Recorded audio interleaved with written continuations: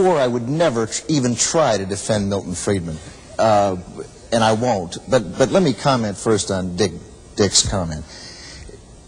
It bothers me to hear social and moral arguments invoked in an issue like this, because it seems to me the measure is what actually happens to human beings. Each individual ought to be concerned about humanity.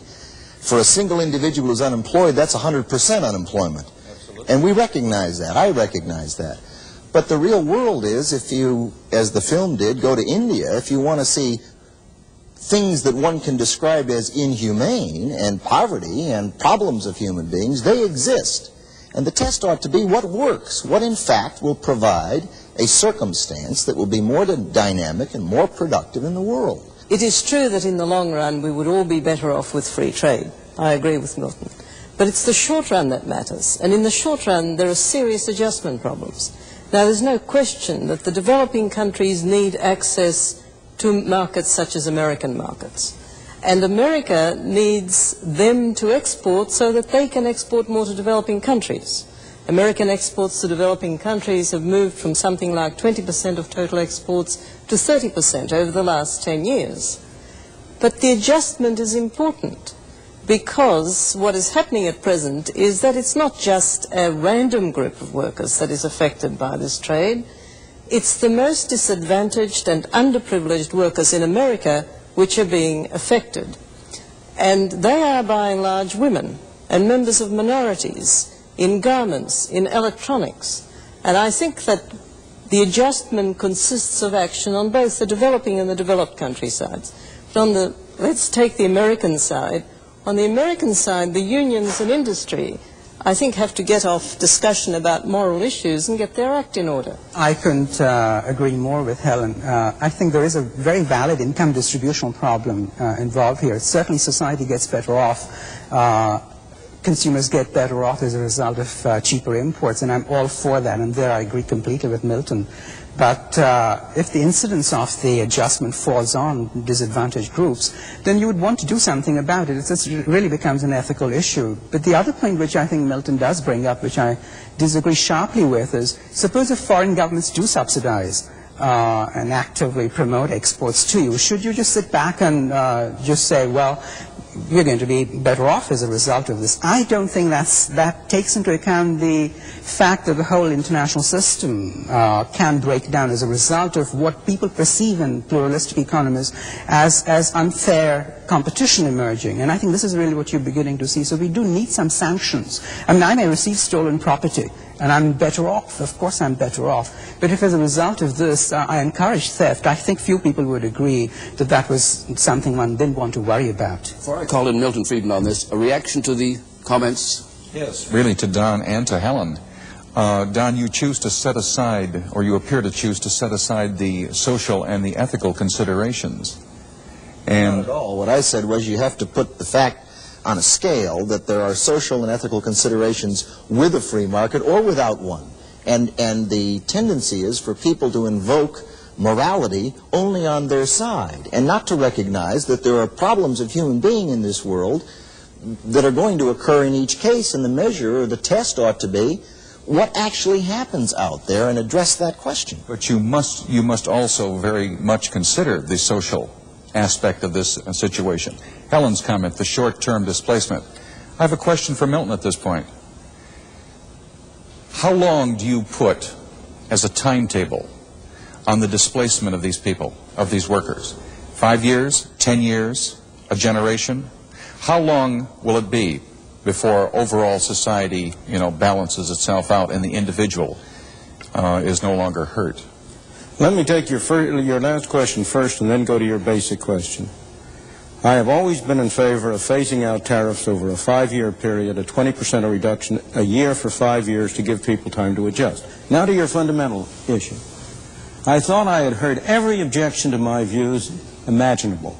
But you are the first one who has ever accused me of putting the interests of society as a whole ahead of the interests of individuals.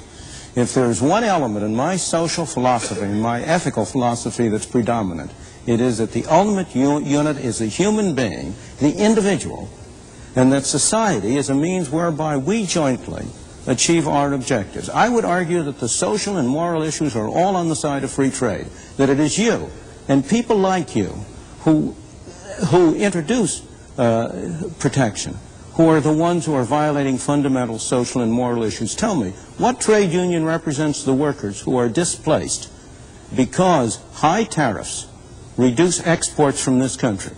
Because high tariffs make steel, for example, or other goods more expensive. As a result, those industries which use steel have to charge higher prices.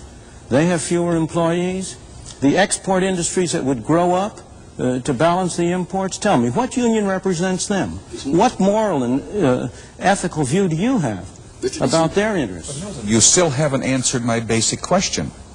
How long of a time period? How long of a frame? 5 years, 10 years, a generation? I said 5 years. And could we be clear, Milton, on this point? You're saying, though, that tariffs should be phased out over 5 years, regardless of the action of other countries. It's not a sort of negotiation. Regardless of the actions of other countries. So far, obviously, I would prefer to have other countries reduce their tariffs. But if they don't move, America should move. Absolutely. Do you go along with that, Darwinson? In other words, you're against reciprocal. I'm not you favor getting to truly reciprocal trade, but you're willing to get there unilaterally. Yeah. Yeah. It seems to me that it's probably worth moving in that direction. I don't know where I would stop. I am not... Well, it's a 5-year program. Will you buy that? Well, it seems to me that you get action-reaction. To the extent you're doing something that makes sense for human beings, presumably that would be persuasive with others. Presumably there would be a logical sequence where other countries would begin to sense that that had a certain degree of validity in the world. Will that happen, Helen Hughes? Providing you do something for the displaced workers in the country in which they're displaced. Because if you don't do something, if you don't take some action, and it's generally got to be government action, you'll get such a backlash that you'll be back in the 30s with the sort of thing that happened with high unemployment. Milton, there's a direct challenge. What would you do about displaced workers, or let the slack be taken up by others? I believe that you have to separate and should separate sharply the issue of what you do about people in distress from how you handle the industrial system. I do not believe you ought to have a special program for displaced workers. What you ought to have, and what all societies do have, is some mechanism, voluntary or governmental, which will assist people in distress. We have another program in this series which deals with exactly that issue, and in which I come out, as you know, in favor of a negative income tax as a way to do it. But I think it's a great mistake to try to link it directly with tariffs. And the reason is that many people who are displaced are not in trouble. Many of those have good alternatives. Some of them will benefit from it. There are some who will be in distress, of course, but there are always people who are in distress for all sorts of reasons. In a dynamic society, demands are going up here, demands are going up there. There is no more reason, in my opinion, to have a special program for those who are displaced because of the changes in demand and supply on the international scene than because of the changes on the domestic scene. Quick reaction to that. Why would you want to return to a concept that this country had in 1900? Why would you want to return to where a few control the economic destiny of every working man and woman? It's exactly the other way, Mr. Deason. The best way to limit the control of a few is free trade on a worldwide basis. There is no measure whatsoever that would do more to prevent private monopoly development than complete free trade. It would be far more effective than all the antitrust suits of the world. I totally disagree. You would wind up with a situation like in the movie Rollerball, where corporations carved out their spheres of economic influence throughout the world and controlled everything. It would be controlled by corporations in its entirety. Excuse me, you saw the picture of Hong Kong, didn't you? Yes. Where are those corporations there? We might get down that alley and have a difficulty finding our way out of it. Could we move to another big theme in the film? That is that the third world countries have, broadly speaking, made a very serious error in moving into planned economies from beginning to end. And you use a phrase in the case of India, central planning has condemned the Indian masses to poverty and misery. Now, what's your reaction, Professor? I partly agree with Milton as always and largely disagree with him. I think it is true that the invisible hand ought to be seen more in the poor countries.